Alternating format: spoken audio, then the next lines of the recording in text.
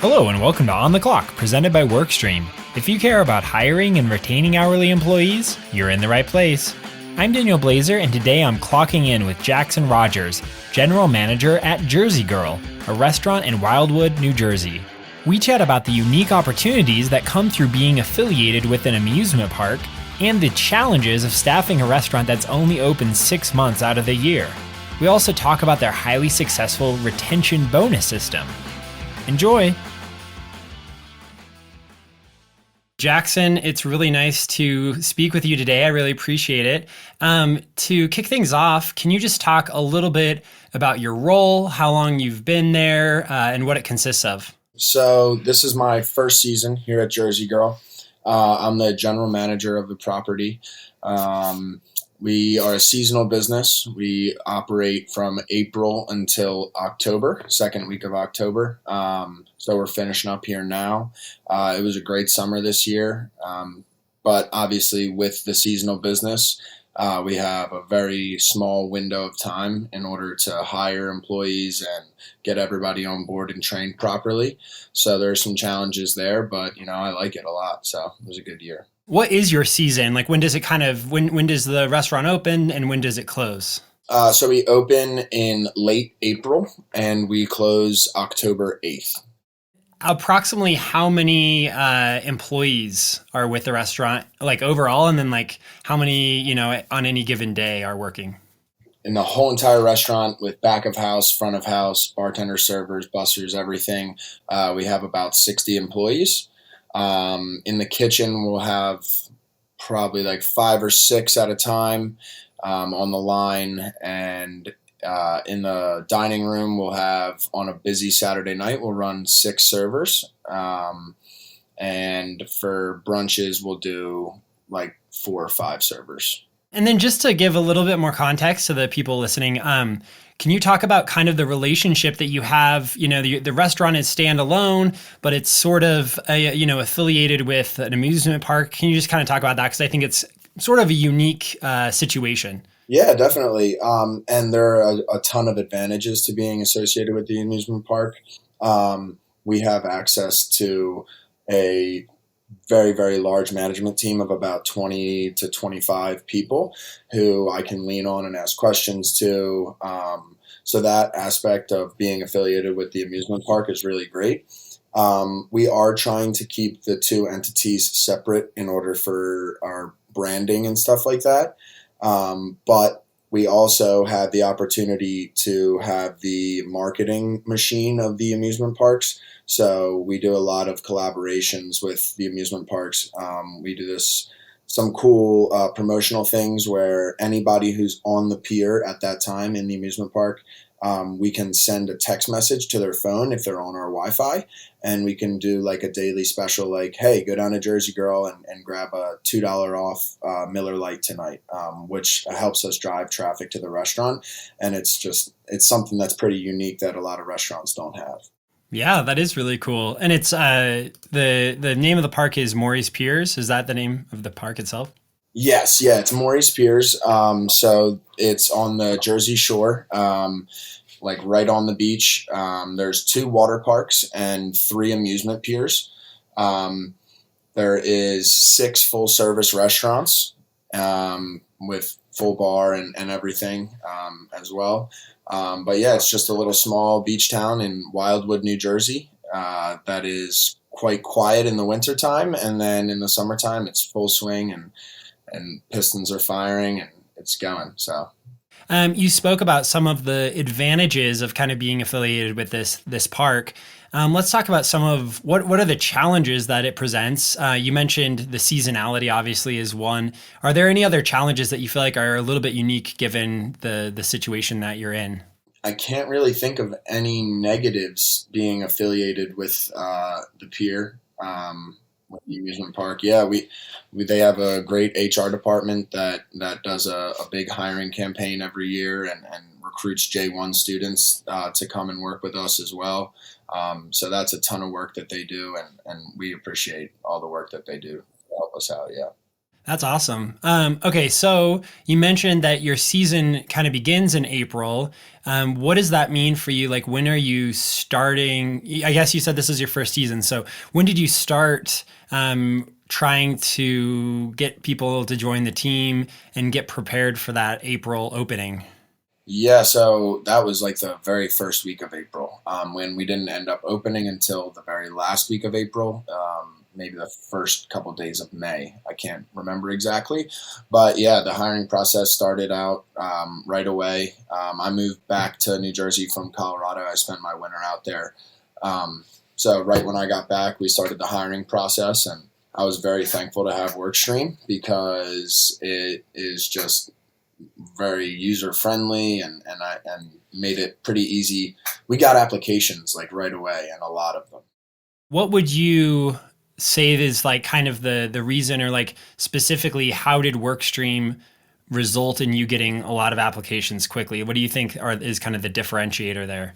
I think it's because it'll end up at the top of people's search when they're on Google and they're looking for jobs for summer jobs. They just type in server Wildwood and those keywords, and it would put us right there at the top. And with a nice like description of what we're looking for, and hourly requirements, and our rate of pay and everything like that as well. So it makes it easier for us as well as the applicants. Scheduling, all of that.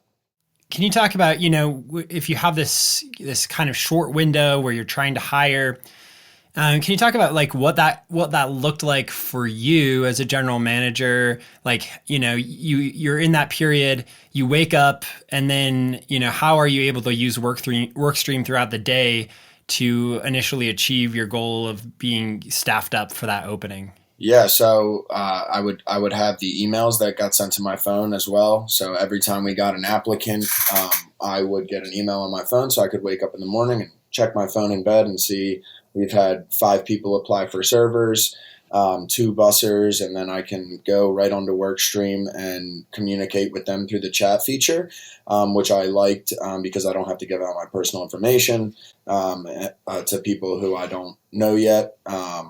But yeah, it's just, and then in the chat feature, you can schedule a time that's good for them and you, and have them come in for an interview and see if it'll be a compatible match. Did you face any retention challenges this year? Was it not too bad? And sort of what the retention side of things looked like for you? Yeah, so at Jersey Girl, we were lucky enough to have, probably, I think it was like 10 returning servers from the previous season. So we had some pretty good retention in the serving and back of house as well.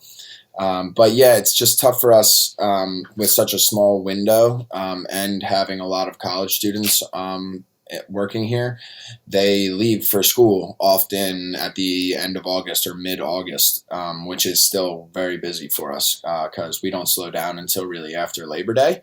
So those last few weeks are always a tough push. Luckily, like I said earlier, we have the J1 students who have a little bit of a later end date, and then I also hired some people who weren't in college, which helped us out a lot at the end of the season. But yeah, I think just making sure people are comfortable, and communicating with the staff about what we expect and our standards. As long as you communicate those things properly, then you're going to have people who enjoy their time at work and want to come back next season. When you mentioned kind of this initial group of college students that had to leave before the season was over, was that something that you prepared for like ahead of time, like you when you were initially hiring, or was that something that you kind of had to fill those positions as August got closer? So whenever we bring people on, we always get their end date, and we run a retention bonus program as well. So there are certain requirements for the retention bonus program. You have to be over 200 hours for the season, and you have to work all the way up until your end date. We also check the end dates that are provided to us from the applicants to make sure that they correlate with when their school goes back. So you need to work until a week before you go back to school. So as long as our staff meets those requirements, they'll get $1 for every hour that they've worked. Um, and Yeah, so we were pretty prepared for the end of August. But as I said, it's always tough. Just with we're still doing super high volume, but we do lose a lot of staff. But luckily, we prepared for it. That's a great idea with that retention bonus specifically. With the seasonality of your staffing and everything, that makes a lot of sense. I bet that makes a big difference because it seems pretty generous to me. Yeah, it definitely is. People really like it as well. And also, from a management perspective, we have some leverage there. So if somebody's not showing up on time or if they're not performing to our standards, then we can say, hey, listen, if you're interested in getting your bonus, your full bonus at the end of the year, then we're going to have to address some of these issues that are going on right now. And oftentimes, people are pretty responsive to that. A lot of the people that listen to this podcast, there are other people that, maybe they're general managers like yourself, maybe there are others who just are concerned with a lot of, hiring and retaining these hourly workers, a lot of in the hospitality restaurant industry. So, kind of knowing that those are the types of people that are going to be listening to this conversation, what have you learned or what recommendations would you make when it comes to, these are some things that really have helped you and your team for staffing up for the season? So it's a pretty small town that we operate in. So luckily, we have the advantage of knowing a lot of the people that we hire personally. So as long as you hire good people who are reliable, that's really what I've learned the most is get to know people on a personal level, and they will work hard for you, and hopefully everything works out well. What would you do differently next year? What kinds of things did you think, okay, this is what I've learned, I've got to tweak this and this? With it being my first season, there was a lot of trial and error. I wasn't exactly sure of the type of volume that the restaurant would be doing and the type of or the amount of staff that we would need day to day. So I think a little misstep that we had made in the beginning was we overhired a little bit. And especially in these tipped positions, you want to guarantee people shifts. But at the same time, you don't want to be overstaffed because then people are here and they're not making money, which feels like a waste of time. So I think going into next season, I have a better understanding of the amount of people that we need here at a time.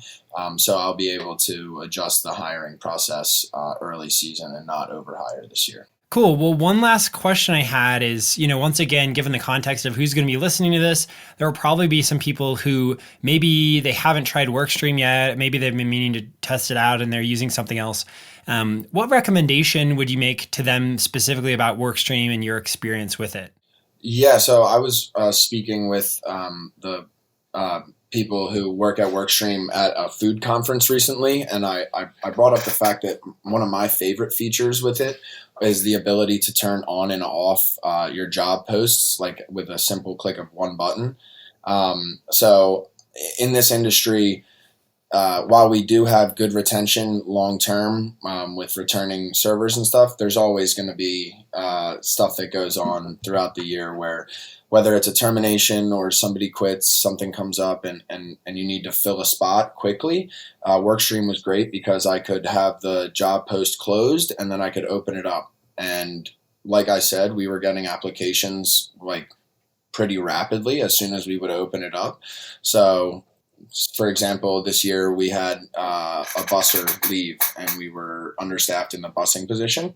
I just went on to WorkStream, opened it up, and we got probably 6 applications in a day and a half, which gave us the opportunity to then set up interviews with those people, and we were able to hire 2 new bussers within 4 days.